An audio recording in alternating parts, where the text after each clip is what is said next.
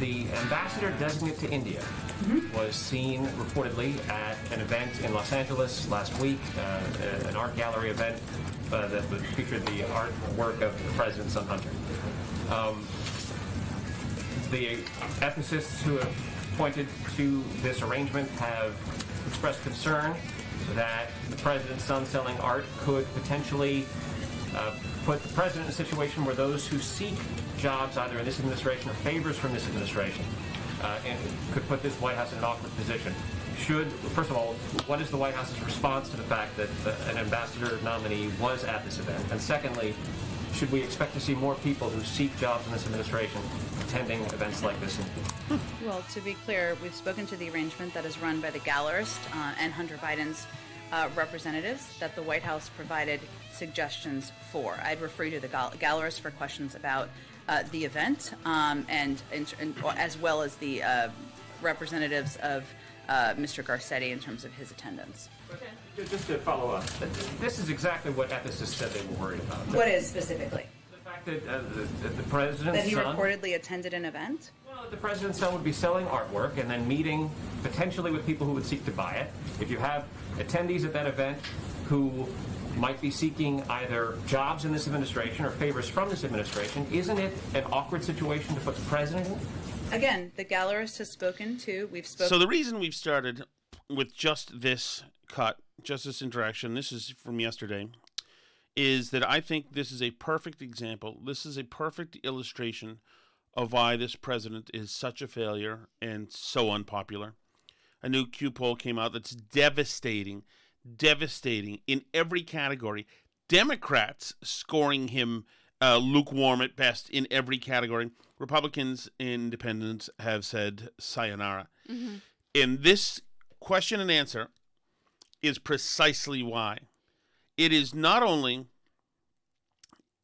The problem is that I think that they feel... You know what? Let me finish it. Let me finish this so you can take it all in. Into the specifics, what the gallerist has agreed to, and what recommendations were made. I've done that several times. I don't have additional details for it from here. I'd point you to them. Go ahead.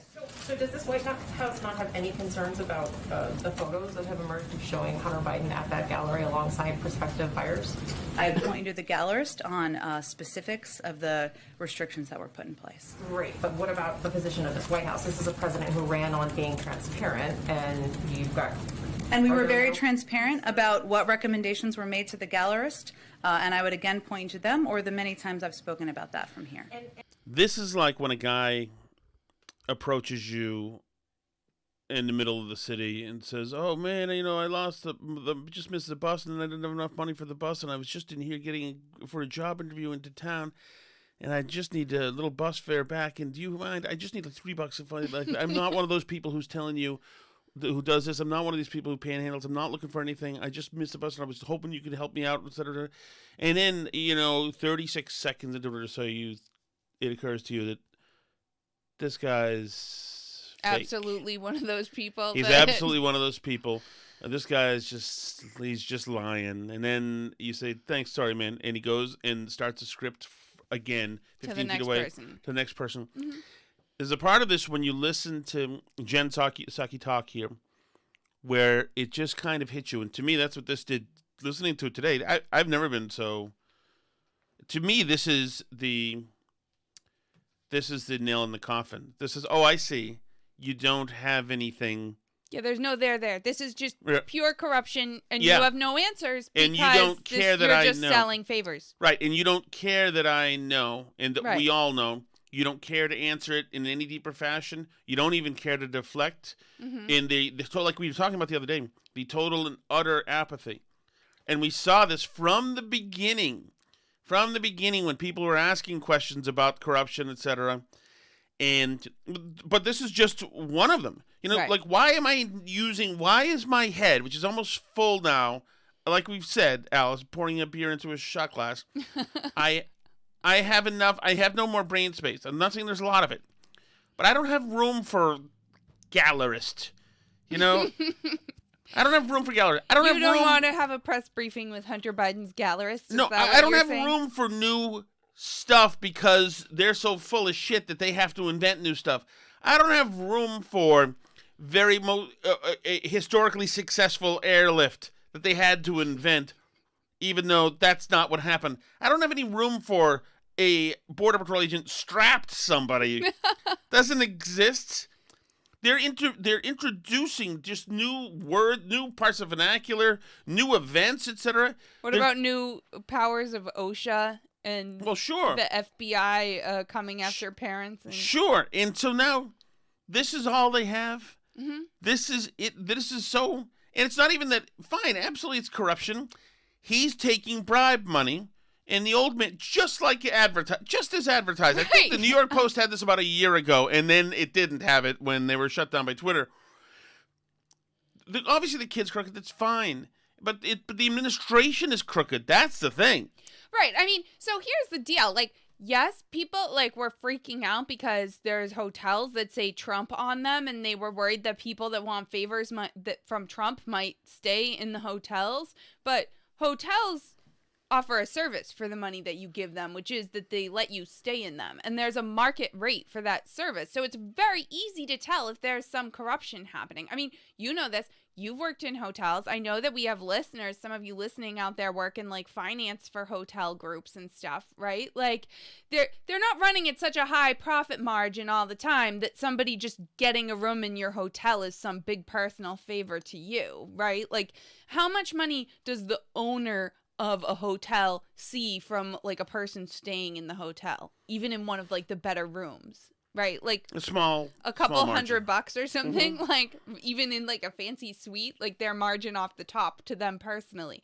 But what we're seeing here is that people are able to buy a painting from Hunter Biden for $500,000, which there's nothing to compare to what's a Hunter Biden painting worth. There's no going rate for Hunter Biden paintings the way there is for a hotel room. So there's no easy way to tell. That's why the art world attracts money launderers, right? Because because of exactly this reason, is because you can now pay Hunter Biden for a painting that you can say is worth $500,000, and how can you say it's worth it? It's not worth it. The only reason a Hunter Biden painting is worth $500,000 is because it comes with a favor from the president of the United mm-hmm. States. That's why a Hunter Biden painting is worth that. Whereas a hotel room, you can see right away if somebody's not paying a market rate for a hotel room. It's obvious. It's clear, right? Well, it's interesting that you say that because this is eligible for a new value system because sure, his piece of crap painting is absolutely not worth $500,000. But yes, it is. If you get to control foreign policy for your own country, yeah, you get an ambassadorship for the $500,000. So yes, so it's worth at least $500,000. It's a painting that comes with a good. No, hold on, because this is this is somebody in. Is this an Indian person or the ambassador? Oh, I thought this was a nominee for. I didn't even look that. I thought it was somebody, an Indian dignitary. Let me look it up while you talk. Well, but if it is a foreign person who wants to get favorable treatment, then your $500,000 investment. Yeah, he's nominated as the U.S. ambassador to India. It's L.A. Mayor Eric Garcetti. That's the Garcetti. Oh, yes, I didn't know that's that. who it is. So he's nominated to this sweet ambassadorship with a cool country, and he's giving Hunter Biden $500,000 for a painting that's definitely absolutely worth $500,000. I mean, but it's only worth that because it comes with the ambassadorship. I mean, I'm surprised Hunter's not into NFTs. I'm surprised he's not designing JPEGs for people to use as avatars. Well, the thing is, though, is that this is why it's so great. Oh God, Alice and I were just talking about how we need to make more money tonight, as a matter of fact. Mm-hmm. I'm excited about a prospect for her, which we won't totally give away, but oh God, I'm excited.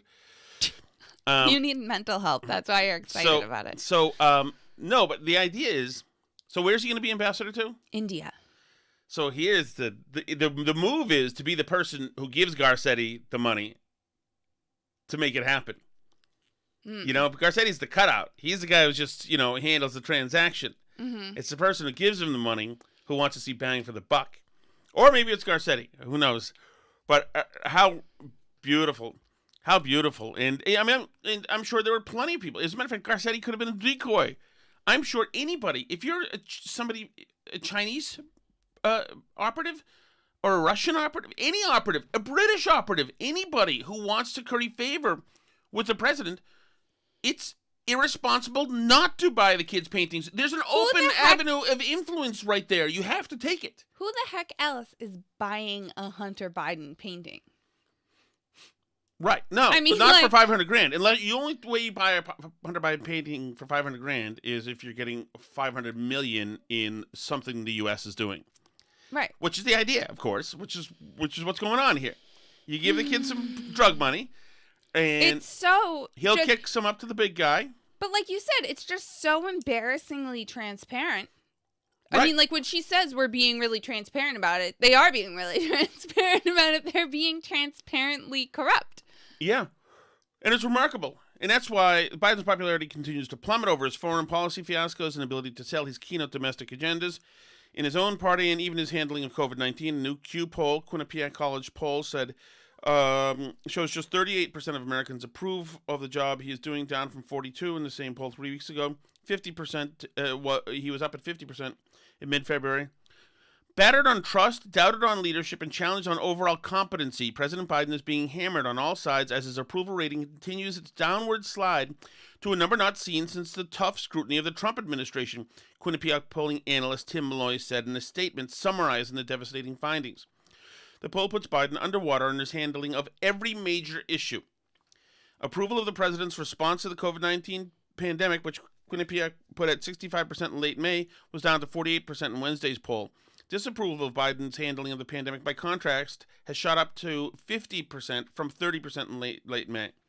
Mm-hmm. Biden also gets failing marks on the economy: 39% approval, 55% disapprove. Foreign policy: 34% approval, 58% disapprove. And taxation: 37% approval, 54% disapproval. In addition, just 38% approve of the job he's doing as Commander-in-Chief of the Armed Forces. 37% as Commander-in-Chief of the Armed Forces. If that's not an Afghanistan question, I don't know what is.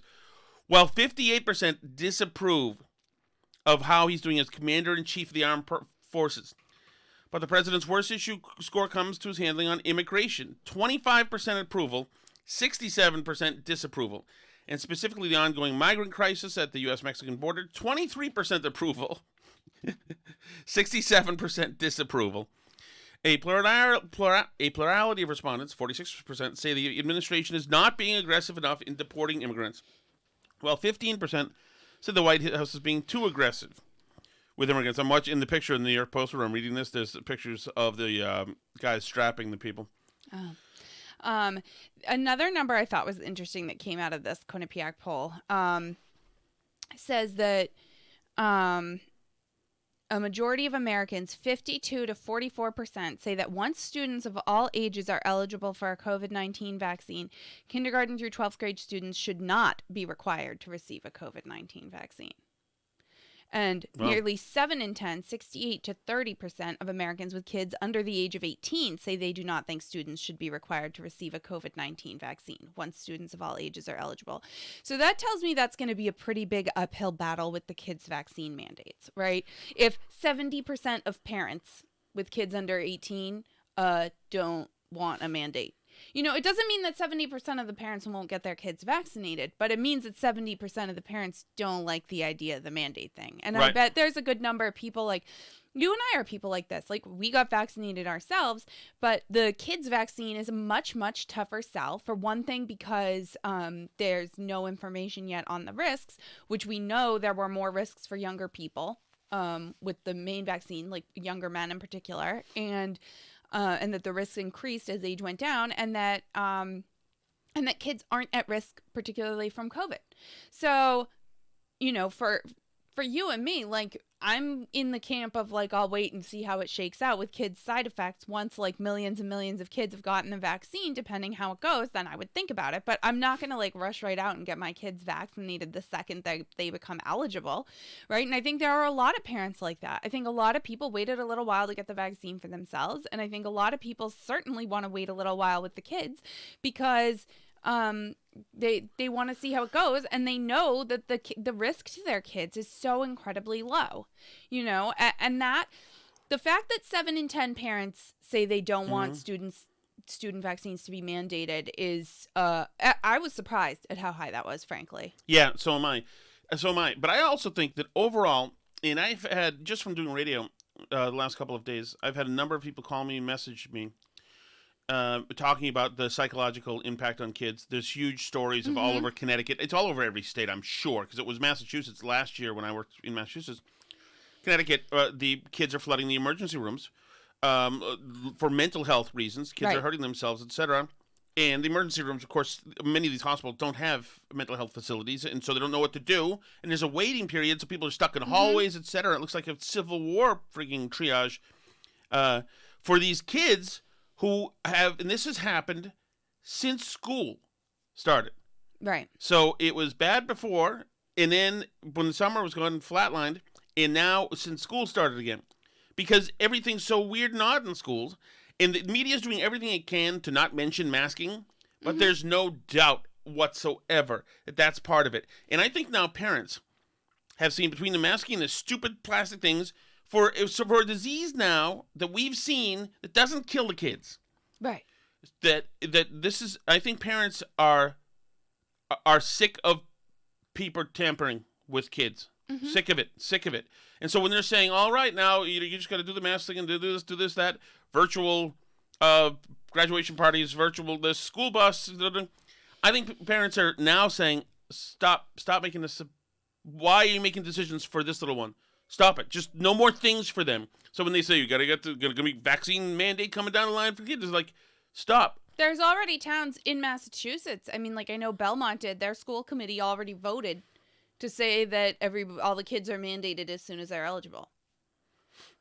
Like, I mean, I think that's so wacko. And I think it will be unpopular because, okay, so we're in like Crazyville, Massachusetts, where people are going to want to mandate this for kids.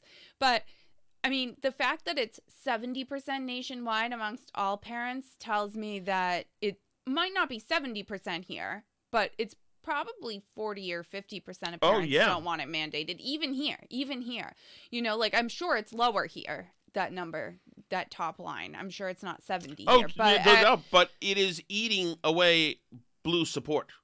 Oh yeah, because you're gonna have people that like thought Trump was mean to immigrants, that didn't like the way Trump talked about Muslims, that didn't like the way Trump tweeted, or et cetera, that, you know, and they voted for Biden, but they don't want you know, this drama over mandates for their kids. Biden hasn't fixed the border. He's gotten more people killed than Trump did in Afghanistan. Like, I mean, it's the incompetency and the lack of solutions for problems that obviously like were there under Trump that Biden said he could fix. That hurts him a lot because you know, it's one thing to say like, oh, well, like the border's bad because Trump messed it up. But you campaigned on like doing better with the border than Trump did, right? You campaigned on kids with cages and that was bad. And now it's going to be great.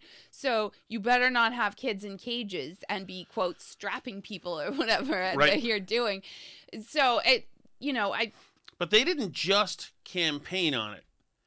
They locked the kids in cages event under Trump was positioned as a humanitarian, malicious humanitarian catastrophe. It was called concentration camp. Absolutely. AOC called it concentration camps. Absolutely. And every single Democratic politician went up there and they said, absolutely it is. Every single trusted progressive media person said, this is absolutely the worst. And like you said, AOC cried. They all cried. They all locked it in. They said this image, by the way, equals concentration camps. So some people in the middle said, okay. And then they saw the image again. Now. Under Biden. Right, under Biden. And then they saw the Biden administration try to remove images. No more images. No more images. Stop. Get your drone out of here. And then they said, wait a second. I consider myself, and I've shown it over the last 4 years, that I'm a very compassionate person. But this administration is not being compassionate as defined by the people that I respect, including this administration. Right. But now they're gaslighting me? Mm-hmm. I'm one of the good guys. Why are you gaslighting me and telling me that everything's okay? Then things are fine. Why is the dynamic, blue steel, look, Kamala Harris, she's going to go fix it, right? Yeah, high fives. Boom, not fixing it. Not doing it, laughing when Lester Holt asks her. Haven't been to Europe either. Right. And they're like, wait a second, who's running this thing? Yeah. In this thing to look at Biden next to Trump and say, well, he's just old Joe and lunch pail Joe, which he never was. Amtrak Joe. Well, that act gets old. He used it today during the small business thing. And listen to this. Talk about a guy. First of all, he's lost a step. So what becomes, he wants to go back to Joey, man, this is only as good as this Joey thing. Well, sometimes he goes out, unfortunately, he meanders out into a whole different solar system now. Jerry, every company needs people like you, every single one. Someone who knows what my dad taught me, and a lot of people who know me well, including the governor's sister, who I worked closely with for 8 years. My dad used to have an expression. He used to say, everyone's entitled to be treated with dignity. And Joey, a job's a hell of a lot more than about a paycheck. It's about your dignity. It's about your place in the community. It's about being able to look your kid in the eye and say, honey, everything's going to be okay. That's the God's truth. He said ever since he lost, things went south in Scranton, Pennsylvania. So now where are we going now? Shut down. My dad was not a coal miner. Okay. I had a great-grandfather who was a coal miner engineer, but, he was a salesperson. He was a coal miner engineer. He was a salesperson. All right. Moved down to Wilmington, Delaware, a little town called Claymont, a little steel town. What are we doing here? Well, also, can you leave some of this on the cutting room floor, possibly? This also started off being a saying, and I'm not sure when the saying stopped and the next thing this is started. autobiography. Is everyone entitled to dignity and a job's about more than Alice, that? Like, this that's sounds already not a saying anymore. Neither of us have any surviving grandparents, but this sounds like old people talking. You go down to the brook and you go to the trout fishing, and then you take and put your bait right on side of the hook, and if you have you cast for little speckled trout, and he's meandering. Seriously, it sounds like it's on Golden Pond. There's no steel anymore, but right on the border of Pennsylvania, and it was always about the dignity of work. Okay, that's fine. That's fine. We should fact check his Joey's and see if this is right. My dad was an honorable, decent man. He got knocked down a few times, pretty hard, but he always got back up. Listen how much better he sounds back then. How long ago? He worked hard. Only a couple years. He built a great middle-class life for our family. He used to say, Joey, I don't expect the government to solve my problems, but I sure in hell expect them to understand them. And then he'd say, Joey, a job is about a lot more than a paycheck. That's right. That we just heard. Hang on. American workers are... Hold on. Joey, an idle mind is the devil's workshop. That's his grandmother used to say that. My grandpop was not Hispanic. He was an Irishman. And every time I'd walk out of his door up in Scranton, Pennsylvania, he'd say, Joey, keep the faith. My grandma, when she was alive, would yell, no, Joey, spread it. What typical grandparents? I learned at my grandpop's kitchen table that money doesn't determine your worth, that no one in the world, Joey, is more worthy than you or better than you, but everybody's your equal. These are real lessons I learned here. Can't these grandparents just talk to him like grandparents? Joey, a job is about a lot more than a paycheck. It's about your dignity. It's about respect. My grandfather Finnegan, Joey, remember, nobody's better than you. You can do anything. My goodness. The one thing I always remember my grandmother said, it seems to prove true by all the studies we have done, all the hearings we've had. Okay, I'll do a short one. Joey, an idle mind is the devil's workshop. Wait, did she coin that term? Like he claims to have coined some terms? My grandpop was not Hispanic. He was an Irishman. Oh, I guess we've already heard that one. I learned at my grandpop's kitchen table that money doesn't determine your worth. We played this one too. I'm sorry. Joey, A job is about a lot more than a paycheck. My dad would say, and at first I didn't understand it, but he'd repeat all the time, what you guys feel in your bones. See, Joey, a job is about a lot more than a paycheck. That was only the 43rd time he said it. My dad used to say, Joey, a job's about a lot more than a paycheck. It's about your dignity. I want to It's see the about thing respect. his mom says. It's about your place in the community. These two men, well-dressed, leaned up and hugged one another and kissed one another. I'm getting out of the car at the light, and I turned to my dad. My dad looked at me and said, Joey, it's simple. They love each other. Think that happened? I learned from my The mom. most progressive Yep. 50-something dude back in the 50s, I guess. I learned from my mom. She used to say, look at me, Joey.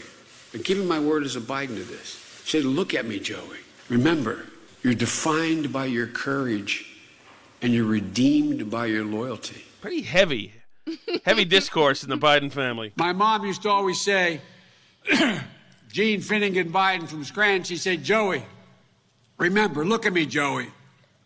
Nobody is better than you, but everyone is your equal. Yeah. As my mother was here, she'd say, Joey, hush up and take some questions. My mother's motto was, she said, you know, you're defined by your courage, you're redeemed by your loyalty. Hey, tell me if you get this one. Mother said, Joey, you got to say, please excuse my back when I'm talking. I apologize to everybody back here. My dad made that walk in Scranton, Pennsylvania.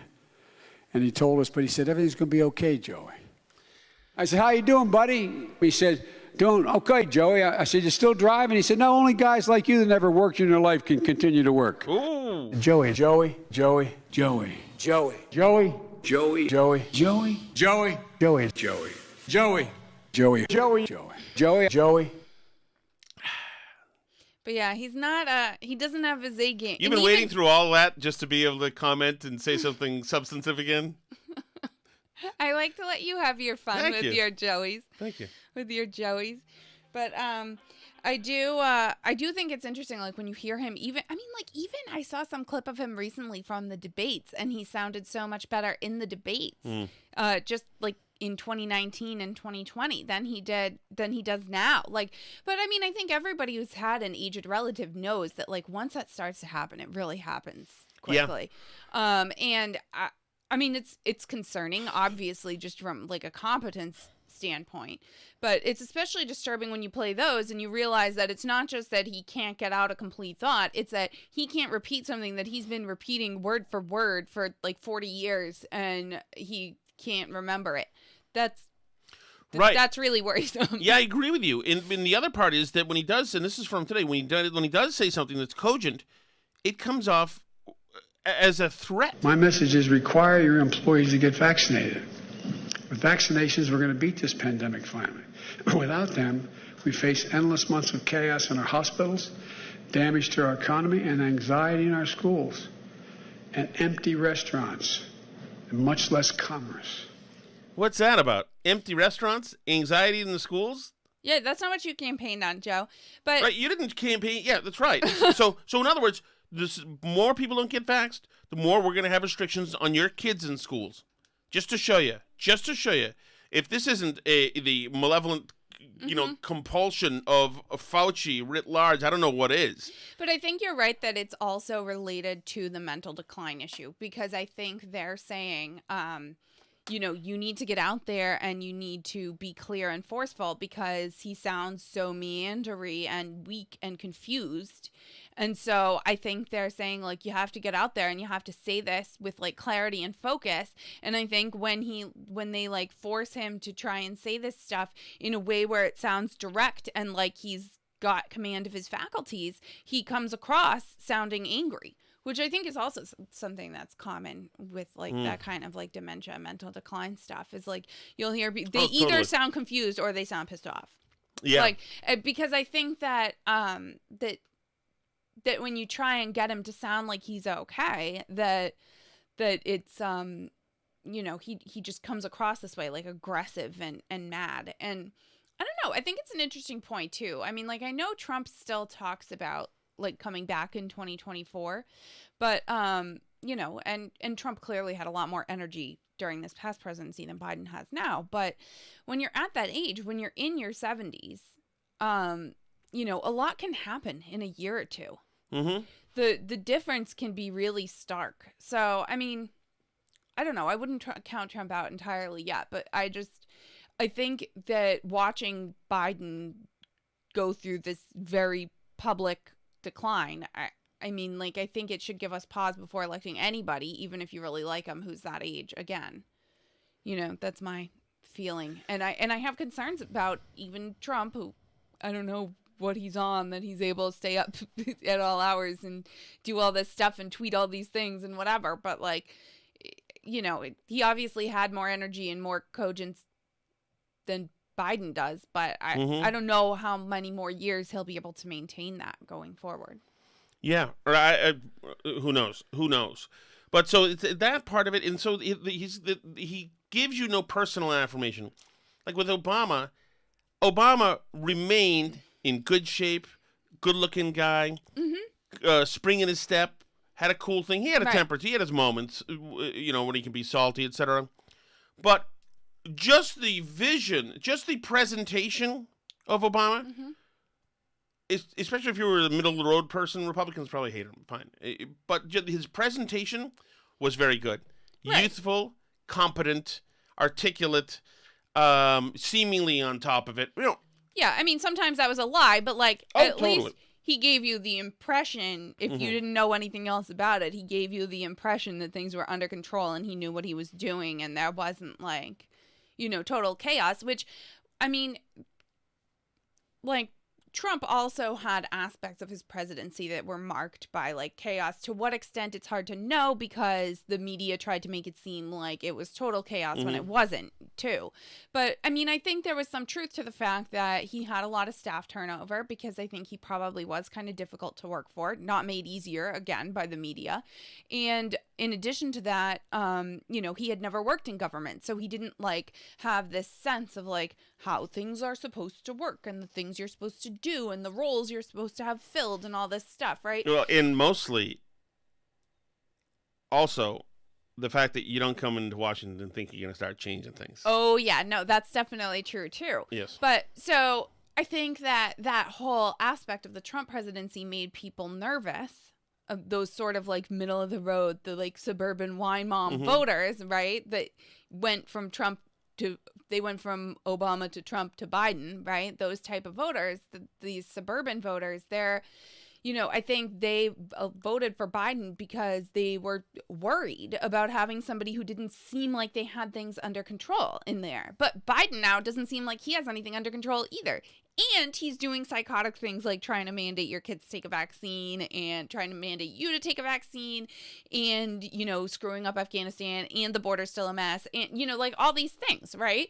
So you now have a person in there who, on top of all that, just doesn't seem like they know what's even going on. And there was this thing, we didn't even get to this a few days ago, but Kerry had the thing where he said that Biden hadn't known what was going on with the French submarine stuff. Yes. Yeah, that was from a couple days ago. But, like, it doesn't necessarily lend a lot of confidence. Like, I don't know how much Biden does know the ins and outs of what's going on. Or, like, with the Afghanistan crisis. I'm sure he didn't know, but Kerry thought he was doing him a favor by saying that. Oh, yeah, he didn't even know about it. He didn't know. And so I'm glad you bring that up because that shows just another cynical part of this administration is that Kerry, the bonehead, goes out there and says, oh, you had no idea. Fine. But then the way the administration handles Kerry's own remarks. You said this president's first love is foreign policy. So why doesn't he know about these things in real time? Of course he knew about the French being displeased. That's not what Lucy was talking about. He knew about the French being displeased. Psaki says very carefully, no, we're talking about the sub deal. Did he not know about the sub deal? Everybody, we all found out the French were displeased. They left the country. So we all found out in real time when the ambassador said goodbye to us and got on a plane. All of us figured, you know what? He's displeased. And the fact that the French ambassador proclaimed that he was displeased and Macron proclaimed that he was displeased, that was the giveaway for me. So for her to say, oh, he knew that and to do it with a laugh and a smile, oh.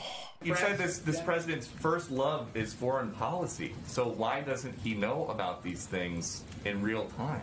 Of course he knew about the French being displeased. Let me finish. Literally had not been aware. Peter, I would encourage you to ask John Kerry specifically about the context of his comments. The president and the former secretary are also good friends. He relies on his counsel, and as he does with many members of his national security team, but that certainly is not what he was intending to convey. Go ahead. Let me ask you quickly. Yesterday, John Kerry works in the White House. Mm-hmm. Is that? Do you tell me we have 5 minutes left? 10. 10 minutes left. I did Okay. 10 minutes. Yeah. I don't have my phone. Your son has. That's why I signaled to you 10 with my 2 thank you. hands. Good. Thank you. See? John Kerry works in the White House. Yes. It's absolutely appropriate for him to ask. So he's got to go track him down and ask him. Yeah, we don't he know. Ask doesn't him. have press briefings. And that's Kerry the doesn't. fact. So that, this is the White House press briefing. But that's where they are. Should I get James? Or do you want to? No, I'll get James. I can get him. If you want to, you can, I guess. It's up to you. I can get him. Why don't we just finish the next 10 minutes of the show and then we'll decide Okay. who can go get him. So here's another issue. Here's what is this one again? Does the administration agree that parents upset about their kids' curriculums could be considered domestic terrorists? Well, let me unravel this a little bit because this is something that if she wanted to put people at ease and bring the anxiety down and calm tensions, she doesn't have to do any unraveling. She can put this to bed right now. Yeah, saying, we of don't course think they're we're not domestic calling terrorists. concerned parents domestic terrorists, but they don't want to be that. They don't want to do that because they're cynical. They're ugly people. They're malevolent people. They want to keep the tensions out there. They want you to feel they seriously. This administration is working for the teachers unions, among other things. Right. So they want those parents to feel intimidated. So that's why she doesn't shoot this down. Does the administration agree that parents upset about their kids' curriculums could be considered domestic terrorists? Well, let me unravel this a little bit because the National School Board Association is not a part of the U.S. government. I'd point you to them. What the Department of Justice said in a letter from the Attorney General is that, quote, threats against public servants are not only illegal, they run counter to our nation's core values. That is true. These were threats against public servants, threats against members of the school board. Regardless of the reasoning, threats and violence against public servants is illegal. That's what he was conveying from the Department of Justice. Mm-hmm. So there you go. Yeah, and not only that, so I want to follow up on this domestic terrorist thing a little bit because we informed you all the other day about the letter from the National School Boards Association that said to the Biden administration saying they wanted parents treated as domestic terrorists and, among other things, charged under the Patriot Act. That's what they said, literally word for word in their letter. We informed them. We mentioned. Okay, we talked about it. Okay, I just want to make sure. No, but because my point is that we talked about this and we presented this information as though it was factual, and the Associated Press now did a fact check. Because, Christopher Rufo, this guy who kind of has this beat at the Manhattan Institute of covering critical race theory in the schools, then once Merrick Garland came out with his letter saying that they were taking the National School Boards thing seriously and they were going to put the FBI on it to work with local law enforcement, he, came out and said, like, the Biden administration is now saying they're going to treat parents as domestic terrorists. And the Associated Press fact-checked this and said this was not true, that nobody was treating parents as domestic terrorists. Nobody had said that, and that Christopher Rufo was making it up. Mm-hmm. So the reason why I said that way is because I want our listeners to know that things we told you haven't been fact-checked and found to be false, actually. Because now it transpires that not only did they just not hit Control F and look for the words domestic terrorist in the National School Boards Association letter, which is right in there. And it also mentions the Patriot Act. And I mean, like, they want this, and that's what the Merrick Garland letter was responding to. They absolutely use the words domestic terrorism. They also didn't reach out to Christopher Rufo for comment in the fact check. The fact checker has locked his Twitter account. And the AP is and the misinformation editor, the editor for fact checking at the Associated Press, also locked her Twitter account. So they're just hiding now because they don't want to admit. So they said, they finally admitted in an email that they never reached out to him for comment to ask him about it, that they just did this on the basis. They did reach out to the National School Boards Association for comment and put their comment in their fact-checking article. But they didn't, reach out to the person who made the claim. And so just this incredible, like, quote, fact check of, it's something that was absolutely true that they didn't, the generous interpretation would be that they didn't do the bare minimum of work to see if it was true or not. The less generous interpretation is that they knew it was absolutely true and they just went to go say it was a lie the whole time. So the gaslighting continues. No, we didn't say, nobody said you were a domestic terrorist. Stop acting so paranoid and crazy. That's ridiculous. They're just taking threats against school board members seriously. That's ridiculous. You're being so nuts about this. You're so paranoid. Meanwhile, the report that the National School Boards Association cites only has one example in the whole report of an actual threat against any school board official. So they found one. In a whole country of 300 million people, there was one person who threatened a school official. Like, oh, wow. Like, really impressive. And then at the same time, they're applauding people for following Kirsten Sinema into a bathroom. Like, so what? Right. Is that allowed? Are you allowed to follow? If you went to a school board meeting and you followed the female school board member into the bathroom, videotaping her, would that be considered threatening? I'm just curious. I think it would. Would that be considered domestic terrorism? Would you be prosecuted under the Patriot Act if you did that? Well, And like I say, the gaslighting is nuts. This is the Associated Press. This is supposed to be the serious, hard news, like, we don't have a side, And then earlier today, we talked about how they went after Christina Pushaw and Ron DeSantis, right? Over their stuff. Christina Pushaw on Twitter called them something. She called them, like, activist progressives. Like, AP, little known fact, AP stands for activist progressives. And one of their editors replied to her and was like, excuse me, it does not stand for activist progressives. It stands for Associated Press, and, like, linked their about page and was like, maybe you need to learn a little bit about what we actually are. It's a trash organization. It really is such trash. Talk about, like, exposing themselves for being total garbage. It's just, how can you take them seriously when they're, like, fact-checking people's jokes on Twitter? Like, the Babylon Bee still gets fact-checked. Still. I can't. I'm just tired. Like, it's incredible. It's incredible. I just don't know, like... Alice, you know what you should keep in mind? Mm-hmm. Joey, a job is about a lot more than a paycheck. It's about your dignity. It's about respect. It's about your place in the community. And you're about to have one, Alice, slinging something we can't tell yet. I haven't even applied for the job yet. Guys, just think of this. Think St. Pauli girl. And I am very excited about this. Not happening. And you're wearing the same thing. Can you wear your I don't think that's what the job is. I don't think that's what it is. It is what the job is. Yes, it is. I'm getting you the outfit. No. Yes, I am. Yes, I am. Why don't you get the job and wear the outfit? I have a job. I can't have that kind of... you don't think... Alice... Which one of us has more time, would you say, right now? You do. I am 8 to 2, and then I got to crush abs, and then podcast. Mm-hmm. There's a couple more hours who for that. doesn't have time to crush abs? You do have time to crush abs. You choose not to. I just weirdly choose to, like, change diapers and teach homeschool. I don't know why you wanted to be a single mother. Mow the lawn and pay and, like, deal with all the bills. Mow the lawn, Alice. And, like, fix anything that's broken was temporarily in the house. Put on your plate. Hold on, I fix stuff too. Mm-hmm. Don't you fix stuff? Oh, by the way, your kid's broke another window in the shed. Did you see that? I saw you texted me that. So I'm excited about that, about your new job. Should I hit the exit music, or is it not time yet? We get a little time? No? Yes? You look lovely. Always good look in that top for you.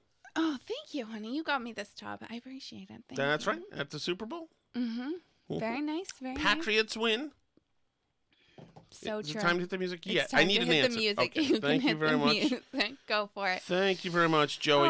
Another fun-filled week on the Burn Barrel Podcast. You can find us at burnbarrelpodcast.com. On Twitter, we're at Burn Barrel Pod. We're also on Facebook at facebook.com/burnbarrelpodcast. We're on Gab. We're on Parler as Burn Barrel Podcast. You can email us, burnbarrelpodcast@gmail.com. You can watch our videos on YouTube and Rumble and all kinds of other places. If we're not somewhere you want us to be, let us know. C'est la vie.